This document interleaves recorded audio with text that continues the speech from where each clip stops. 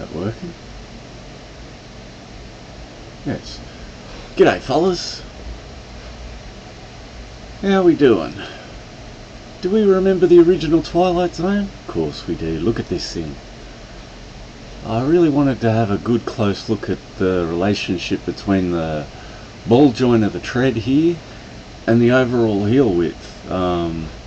Yeah, almost not a lot of difference. That'll be relevant in a minute. Yeah. So when I made the first pattern, I printed out a pair of units for it, and I was pretty surprised that the first pattern, the first units, this thing here actually kind of looked alright. But if you have a good look between the relationship between the ball tread width and the overall heel width, you'll notice that mine's a lot narrower, and that's a hint that yeah, my unit is basically anorexic. It needs to be fattened up, flare the heel out almost a centimetre. And the other thing that I've noticed is wrong is this perimeter. This border is far too wide if you compare that to what we just looked at. So anyway, this is the first pattern that I pulled up, the Mark 1, and this is the first pullover. And of course I did this on the high lead sewing machine, the flatbed one, and I had no end of trouble with it. You can see it's crooked as a dog's hind leg, that stitching. It sort of looks okay in some places. This is kangaroo, this white bit at the top, and it didn't really fold over very well. The pump, it is too thin at the top and tore. The lining in this is no good. The lasting in this is questionable, and so we redid it and we had another think about the lining. I want a full foot lining because full foot lining's just nice, and I want a leather lining because, well, leather lining's better than blooming textiles. I don't care what your textile is. So yeah, here we've stitched the leather lining really poorly. We've just stitched it on top of the vamp, so to speak, and this has caused assembly problems later. We've given it a very basic sort of, a very typical sort of backlining that you'll see in any high top, which is pretty basic. We've not put a lot of thought into the overall internal structure. We're still looking at this stage just at the actual, the outside, the overall style of the boot, and trying to get it to work. Pulled it over and it looked pretty good, but I didn't put a toe puff in it, so I have to allow for that. Again, this is the second draft of yeah, what is this? The second draft, so Mark 1 B. So the difference in the top line, same material, much crisper result. What I did there was I put a bit of EVA sponge in there. It works well, it puffs that material out, but it puts a lot of thickness in there that I kind of don't want to have in there. Again, this is done on the high lead, so stitching is rough as guts. Yeah, the back is really skinny on this, and so I tried again. And this time I've put a lot more thought into the lining. We've got a consolidated vamp and quarter lining that's actually stitched. We've got full sponge in it, we've got a heel counter in it. We still don't have a toe counter in it, but yeah, the internal structure's coming together much more here. I actually had, it's a bit hard to see because this is all black, but this is a heel grip, so it's pigskin just reversed, so it gives you a bit of grip. Lots of sponge, TPU counter on this one. I just wanted to see whether or not I could print a all-in-one piece TPU counter, because it's a lot softer and it's compatible with the glue, easier to print. Otherwise I'd prefer to use ABS here, but I'm having trouble printing that. You can see it's rough as guts, so when you pull it over it's not going to look very nice and smooth. The tongue didn't go in very well on this again. The side though, we fattened up this bar down the side, and we got this looking a lot better. The top line's looking a lot better. This fold here is starting to actually come together. The other three have been kind of abominable. Some of these marks have been missed here, etc, etc. It's still done on the high lead, but it's a little bit neater here. But yeah, it's not great. So which one's this? So this one is lining is a lot better, almost flat. I think this is the one that I put my thickest sponge in, and I'm trying a PET G 3D printed heel counter in this one with gee, I can't remember how many layers are in this thing, heaps. Yeah, but this one's starting to come together a lot better. I'm still having lasting issues. Once I get over all these lining issues, I'm going to have to work out a better way to last it, because as you can see, I'm basically stitching it, which is giving me the flexibility to flap around with it. This side bit on this one, the white and the grey here, I like the grey, it looks really good, but I switched it up. All these other ones were TPU, and it's a little bit soft TPU, and this bar here on the TPU tends to distort a little bit. So in this one I've tried PET G 3D printing filament, and look, it almost worked. Maybe if I fine-tuned my printing settings a little bit better. As you can see, I've got some layer separation here that didn't work, and it worked mostly. I was a bit concerned that the PET G would shatter and break, and honestly that's exactly what it did. Not so much around here, it held together in most places, but in the back here where it's under a lot of stress, when we pull the last forward, it's yeah, it basically tore like computer paper. But yeah, we've got the top line a lot better. We've got this piping a lot neater. We've even got this puff in the back here starting to come in. I've 3D printed a little shape to go in there. The first ones I experimented with EVA foam, similar to what I did in the collar of that second one, I think it was. This is still the hot. No, this is no, that was the honky. That white stitch was the first stitch done on the post bed machine, and then this one was done.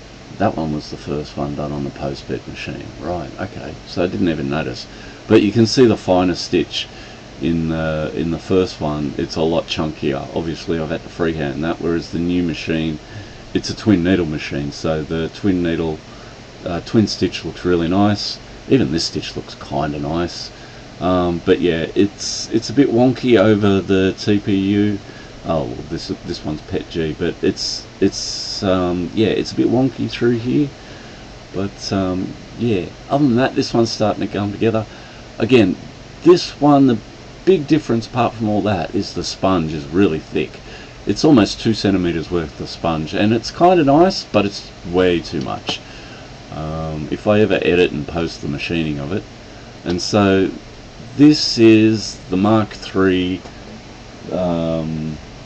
B, so second pull of the pattern, and it's still on the last. I'm sort of looking at this lasting allowance, and it seems a bit excessive at the back here, although this piece is some pretty stretchy leather. It's sort of like the armpit of the cow, and that's why it's crushed here, because it just doesn't have the structure that most of the skin has. We've not done a great job here. As you can see, I've done these sort of stitches off to get the toe and the heel down, because you need heel to toe directional stretch to really get that heel counter to shape and the toe to shape. And then you need to sort of the second thing I did was this stitch on the forepart of the toe. just up to the tread to drag the whole shoe forward, basically mimicking what happens in the factory. But yeah, we've put a full heel counter in this one, we've put a full leather toe puff in this one. This one's got full leather lining, and it's got an internal pocket for the pump, which I can't really show you because it's still on the last. But when you put it all together, and look at this crease that's come in here, what's happened is the lining's been dragged down, and so it's actually pulling the upper down. And I'm not exactly sure whether that's the way I've lasted it, with this last forcing the lining and dragging it down, because usually you'll have it sort of glued to the lining glued to the upper a bit. But yeah, this one's a lot neater. Almost did an 80 to 90% perfect job on this. The top line's good, the piping here is pretty good, my double stitches are pretty good, my straight lines are pretty good, this is pretty good, this stitch here is pretty good. The only one that really stuffed up was this little bit here. And yeah, one of the internal things I changed was I reduced my underlay allowance, so there's actually less material. So when it built up with the 1, 2, 3 layers, 4, yeah, it's about 3 or 4 layers there that you're going through, it just created a huge slope that as you sew over it, the sewing machine just falls down the slope basically. So yeah, I've got to sort of blend that out a little bit. Basically I just got to extend the underlay allowances. Look, it's been 25 years. Do you think I can remember what the exact measurement for an underlay allowance was? I had 9mm in my head, and I tried 9mm. 9mm is too small. I'm going to go with about 12 or 13. That should be good. But yeah, it looks really nice. The top line's really nice. The pump's been thickened out a few versions ago, I can't remember. But yeah, the pump's been thickened out so that it actually survives not just stitching but inversion to get this this bag top.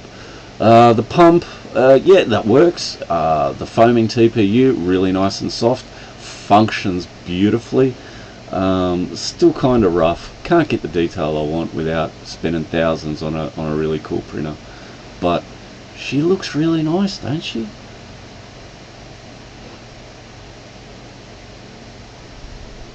And here's what the last pattern, just to give you an idea of how many pieces this shoe has. And you know, this is the version 3. Come on, maybe speed this up a little bit. This is the version 3 pattern, so starting from the collar, sort of laying it out in a bit of a sensible order. And this is order of operations a little bit too, I think. So 1, 2, 3, 4, 5. These are the stitches. 6 and then 7, because there's these 2 stitches here, etc, etc. But you know, these are just, I wanted to I don't know, they just put a number on there, makes it look more professional, eh? But we're taking up space on the material, saving material too, so it doesn't hurt, and it helps me keep track when I'm sort of frustrated or whatever. And if I ever publish these patterns, it'll help me make a proper tutorial for it, because yeah.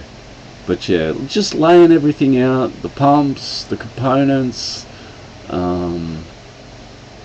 These are the little pillows that I made to go in this back piece to give it that shape. The lining and the lining grip, the heel grip. And this is sort of a pocket that I made for the heel counter. That was a bit of an epiphany. It's an extra layer, it's a lot of leather, but you know, it does its job and keeps the heel counter basically as far away from the pump and internal components as possible. So this piece will hopefully guarantee that I don't destroy my pumps when I actually wear these things. They'll actually function. And you know, pumps are hard to come by, they're expensive, they're hen's teeth. You're going to pay hundreds of bucks just to get an old pair of shoes with pumps in it. and you're still going to gamble whether or not the pumps even work. So yeah, a bit of a pain in the neck, but yeah, that's what the pattern looks like. And if you want to stay a little longer, I took a few turnaround shots so that we can actually come on, don't do that, have a bit of a look. So these are a bit clearer than your typical than the video, so we can sort of zoom in and see just how bad this stitch is right here. You know, it's pretty junk. We can see that I've actually missed the mark a little bit here and here, but I've hit it here. You know, we can see we've hit this mark pretty well, but this mark underneath, it's a little exposed, so we want to get up. See, this mark's maybe a little bit too far down, and this mark here, I know they're hard to see, but these tiny little marks, these are how we assemble the pattern. And the fact that I've missed so many of them by a millimeter or two is kind of telling. So we kind of keep an eye on that as we go on. As you can see, this is the first one. I did pretty well. I mean, I made a few ugly things like this, but for the most part, I mean, Reebok stitching isn't all that much better. They're kind of rough.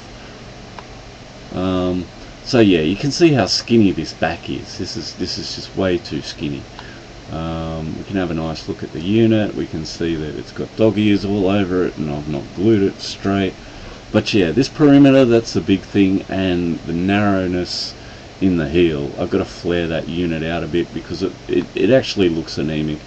Alright, so this is the second one. So this is the one with the EVO foam in the top with the piping, which came a lot better, but I'm still not happy with that.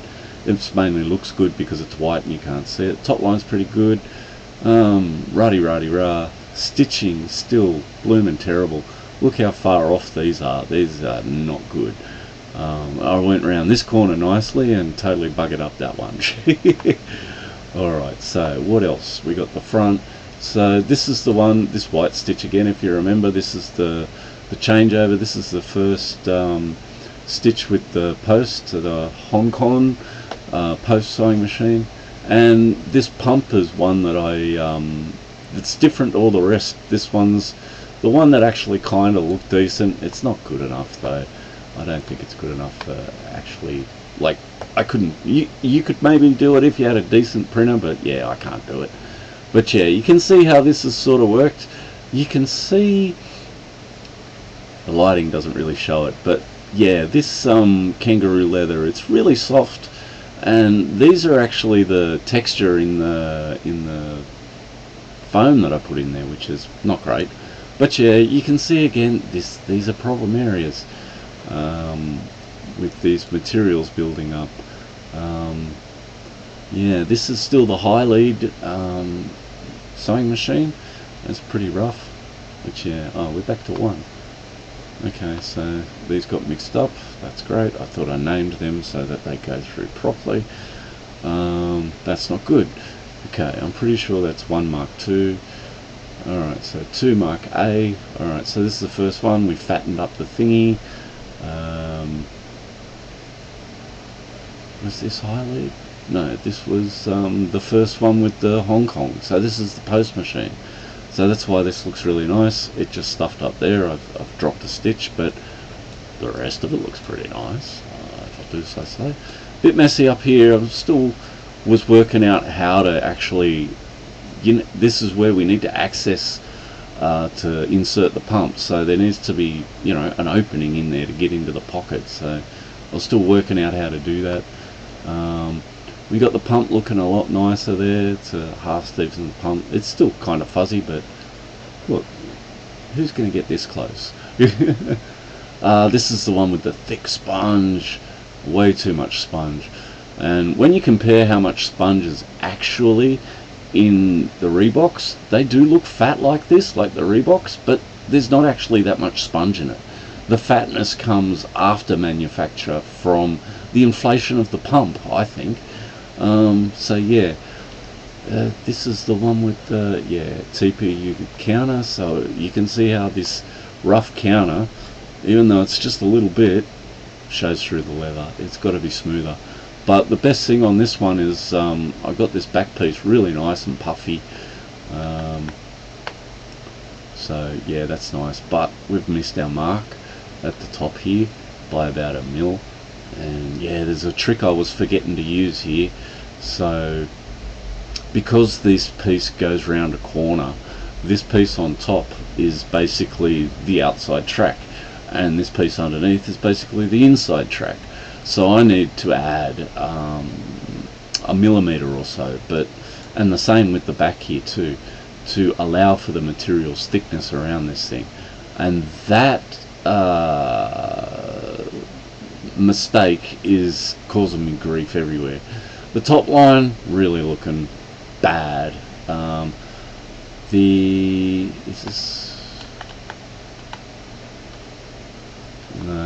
So yeah, this one I'm still having trouble with the piping. It's not great, but it's, you know, this stitch should be basically at the interface, and yeah, this is not good. It's all over the place. It's ugly as hell. But you know, we're learning. We got things a little bit better in the lining, but yeah, it's still pretty rubbish. We've still got gaping holes, so we need to come up with a plan for that, which we have now.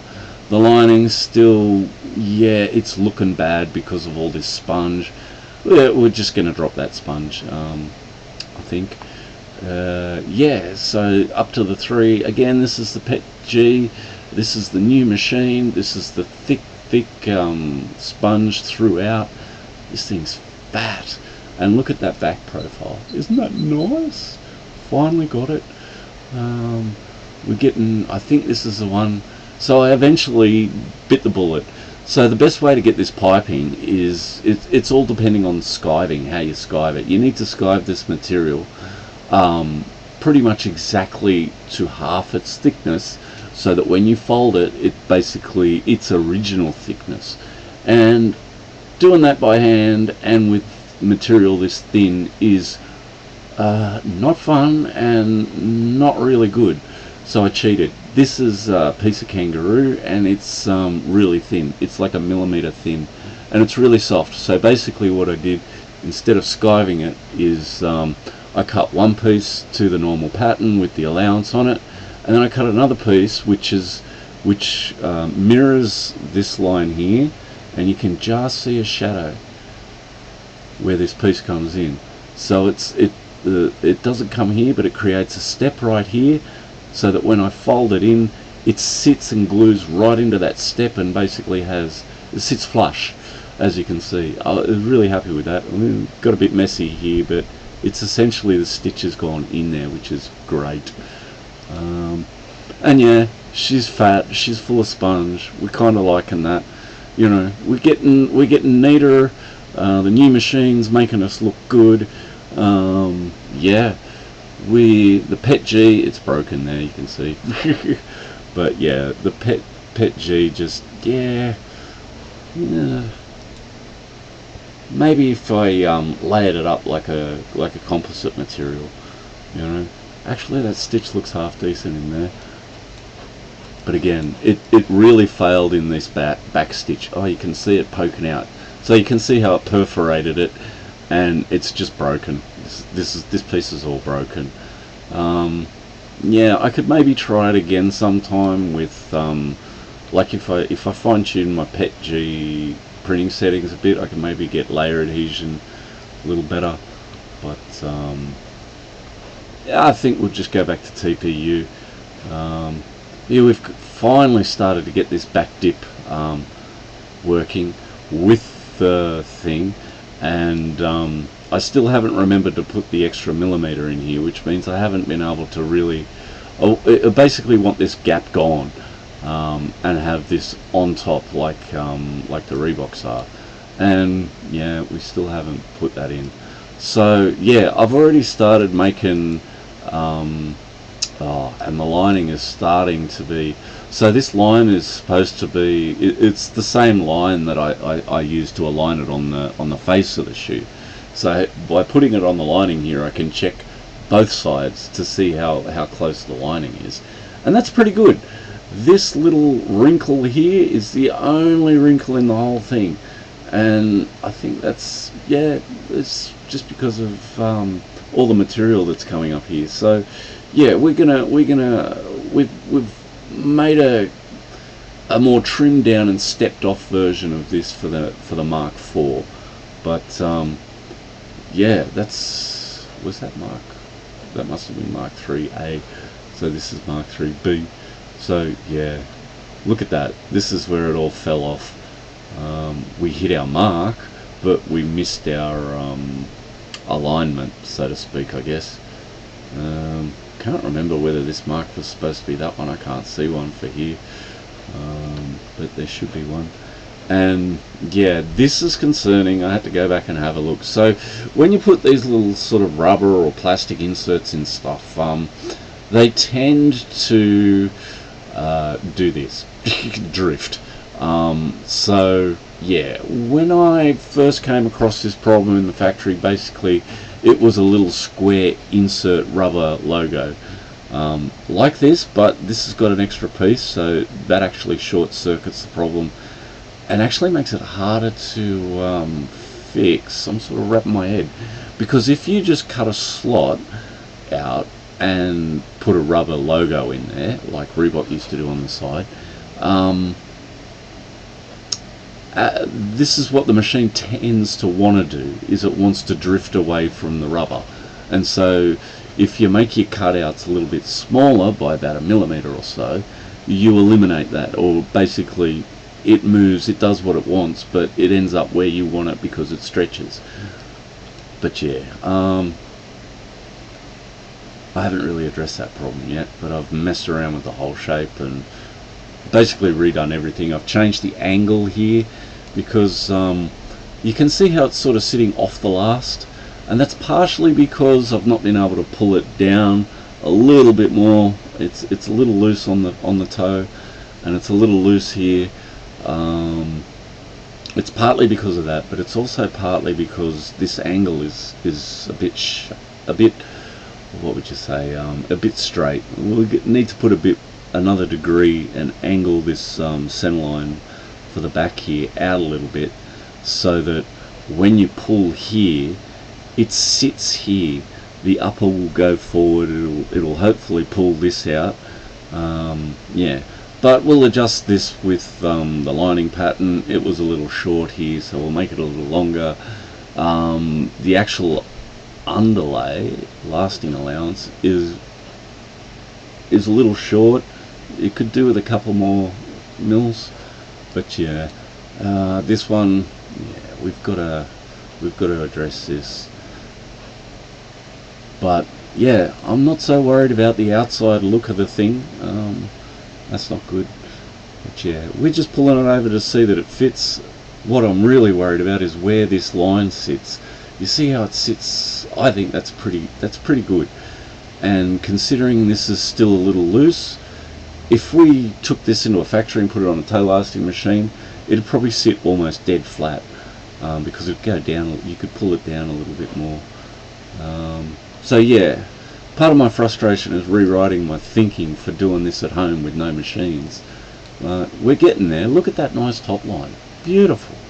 That's just like the Reeboks. Yeah, it's better than the Reeboks. Yeah, and we're getting there, people. Hopefully the Mark IV will be the last Mark. You can see we had problems with the lining, but the top line itself, actually, that's pretty good. Couldn't ask for much better than that. But yeah, these baggy doohickeys, we'll get rid of the sponge and we can clean that up. It'll give the lining somewhere to go.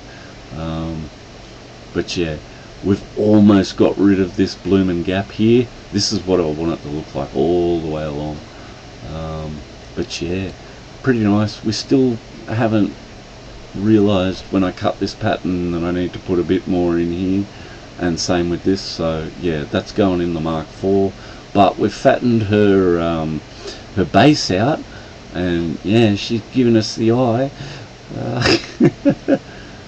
But yeah, as you can see,